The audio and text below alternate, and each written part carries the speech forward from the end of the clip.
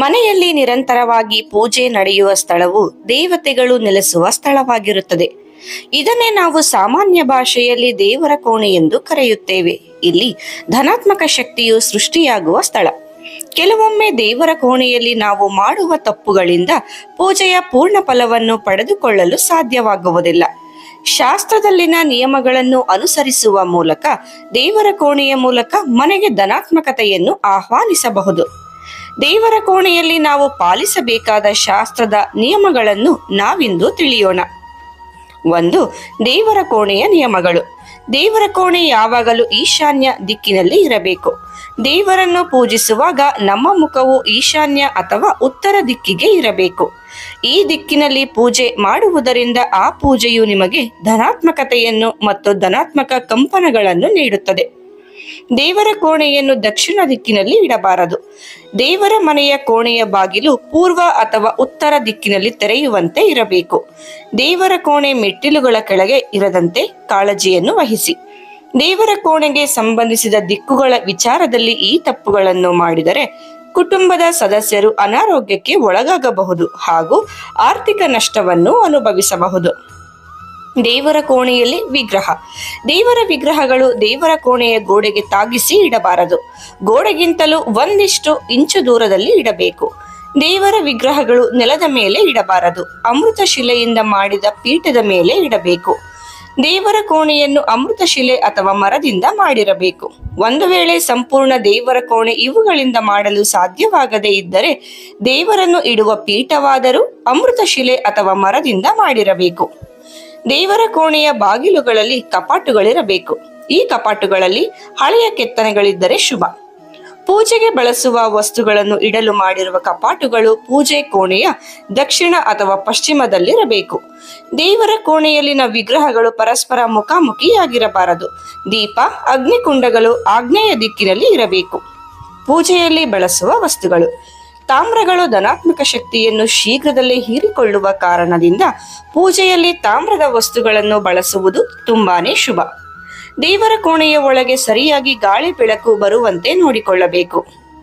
ದೇವರ ಕೋಣೆಗೆ ಬಿಳಿ, ನೀಲಿ, ತಿಳಿ ಬಿಳಿ ಹಾಗೂ ಇತರೆ ಸೂಕ್ಷ್ಮವಾದ ಬಣ್ಣಗಳನ್ನು ಬಳಸಿ. ದೇವರ ಕೋಣೆಯಲ್ಲಿ ಈ ತಪ್ಪುಗಳು ಆಗದೇ ಇರಲಿ. ಒಣ ಹೂವುಗಳನ್ನು ಎಂದಿಗೂ ಬಳಸದಿರಿ. ದೇವರ ಕೋಣೆಯಲ್ಲಿ ಪೂಜೆಗೆ ಸಂಬಂಧಿಸಿದ ವಸ್ತುಗಳನ್ನು ಮಾತ್ರ ಇಡಬೇಕು. ಪ್ರಾಣಿಗಳ ಚರ್ಮ ಅಥವಾ ಪ್ರಾಣಿಗಳ ಚರ್ಮದಿಂದ ತಯಾರಿಸಿದ ಯಾವುದೇ ವಸ್ತುಗಳನ್ನು ಇಡದಿರಿ. ಯುದ್ಧದ ಫೋಟೋಗಳನ್ನು, ಆಯುಧಗಳನ್ನು ಹಾಗೂ ನಕಾರಾತ್ಮಕತೆಯನ್ನು ಪ್ರತಿಬಿಂಬಿಸುವ ವಸ್ತುಗಳನ್ನು ಇಡಬಾರದು. ದೇವರ ಕೋಣೆಯಲ್ಲಿ ಧಾರ್ಮಿಕ ಗ್ರಂಥಗಳಿದ್ದರೆ ಅದನ್ನು ಕೆಂಪು ಬಣ್ಣದ ಬಟ್ಟೆಯಿಂದ ಮುಚ್ಚಿಡಬೇಕು. ಪೂಜೆಯನ್ನು ಮರದ ಮಣೆಯ ಮೇಲೆ ಅಥವಾ ಕುಶ ಆಸನದ ಮೇಲೆ ಕುಳಿತು ಮಾಡಬೇಕು. ಪೂಜೆಯ ನಂತರ ಆ ಆಸನವನ್ನು ಎತ್ತಿಡಬೇಕು. ಪೂಜೆಯಲ್ಲಿ 1ಕ್ಕಿಂತ ಹೆಚ್ಚು ಶಂಖವನ್ನು ಬಳಸದಿರಿ. ಸ್ನಾನ ಮಾಡದೆ ಪೂಜಾ ಸ್ಥಳಕ್ಕೆ ಹೋಗಬಾರದು. ಇದರೊಂದಿಗೆ ಬೆಳಗ್ಗೆ ಮತ್ತು ಸಂಜೆ ಮರೆಯದೆ ದೇವರ ಕೋಣೆಯಲ್ಲಿ ದೀಪಗಳನ್ನು ಬೆಳಗಿಸಬೇಕು. ದೇವರನ್ನು ಪೂಜಿಸುವಾಗ ಗಂಟೆಯನ್ನು ಬಾರಿಸಬೇಕು ಹಾಗೂ ಶಂಖವನ್ನು ಊದಬೇಕು. ಸ್ನಾನ ಮಾಡದೆ ದೇವರ ಕೋಣೆಗೆ ಹೋಗುವುದನ್ನು ಅಶುದ್ಧವೆಂದು ಪರಿಗಣಿಸಲಾಗುತ್ತದೆ.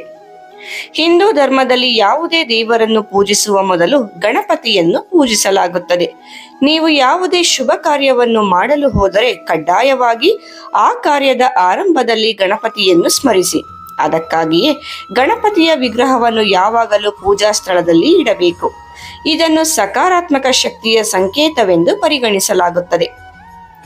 ಪೂಜೆ ಮಾಡುವ ಕೋಣೆಯಲ್ಲಿ ಲಕ್ಷ್ಮೀ ದೇವಿಯ ವಿಗ್ರಹದ ಎಡಭಾಗದಲ್ಲಿ ಗಣಪತಿಯ ವಿಗ್ರಹವನ್ನು ಇಡಬೇಕು. ನೀವು ಮನೆಗೆ ಗಣಪತಿಯ ವಿಗ್ರಹವನ್ನು ತೆಗೆದುಕೊಂಡು ಬರಬೇಕೆಂದುಕೊಂಡಿದ್ದರೆ ಕುಳಿತಿರುವ ಗಣಪತಿಯ ವಿಗ್ರಹವನ್ನು ಅಥವಾ ಮೂರ್ತಿಯನ್ನು ಮಾತ್ರ ತೆಗೆದುಕೊಂಡು ಬರಬೇಕು. ಕುಳಿತಿರುವ ಗಣಪತಿ ಮೂರ್ತಿಯು ಮನೆಗೆ ಶುಭವನ್ನು ತರುತ್ತದೆ. ನಿಮ್ಮ ಕುಲದೇವತೆ ಅಥವಾ ದೇವಿಯ ವಿಗ್ರಹವನ್ನು ಪೂಜಾ ಸ್ಥಳದಲ್ಲಿ ತಪ್ಪದೇ ಇಡಬೇಕು. ನಿತ್ಯವೂ ಅವರನ್ನು ಪೂಜಿಸಬೇಕು. ಇದರ ಹೊರತಾಗಿ ಹನುಮಂತನ ಮೂರ್ತಿಯನ್ನು ಪೂಜಾ ಸ್ಥಳದಲ್ಲಿ ಇಡಬೇಕು. ಇದರಿಂದ ಹನುಮಂತನ ಅನುಗ್ರಹ ಸದಾ ನಿಮ್ಮ ಮೇಲೆ ಇರುತ್ತದೆ. ಹನುಮಾನ್ ಚಾಲೀಸವನ್ನು ಪ್ರತಿ ಮಂಗಳವಾರ ಮತ್ತು ಶನಿವಾರ ಪಠಿಸಬೇಕು. ದೇವರ ಕೋಣೆಯಲ್ಲಿ ನಾವು ಇಂತಹ ತಪ್ಪುಗಳನ್ನು ಮಾಡಬಾರದು. ಇದರಿಂದ ನಮ್ಮ ಅದೃಷ್ಟ ನಾಶವಾಗಿ ದುರಾದೃಷ್ಟ ಸೇರಿಕೊಳ್ಳುತ್ತದೆ. ದೇವರ ಕೋಣೆಯನ್ನು ನಿಯಮಗಳ ಪ್ರಕಾರ ಸ್ವಚ್ಛವಾಗಿಟ್ಟುಕೊಂಡು ಅಲ್ಲಿ ನಾವು ಶಾಸ್ತ್ರದ ನಿಯಮಗಳನ್ನು ಪಾಲಿಸಬೇಕು. ಇದೇ ರೀತಿ ಅರ್ಥಪೂರ್ಣ ವಿಚಾರಗಳಿಗಾಗಿ ನಮ್ಮ ಚಾನೆಲ್ ಅನ್ನು ಸಬ್ಸ್ಕ್ರೈಬ್ ಮಾಡಿ. ಮತ್ತೆ ಭೇಟಿಯಾಗೋಣ. ಧನ್ಯವಾದಗಳು.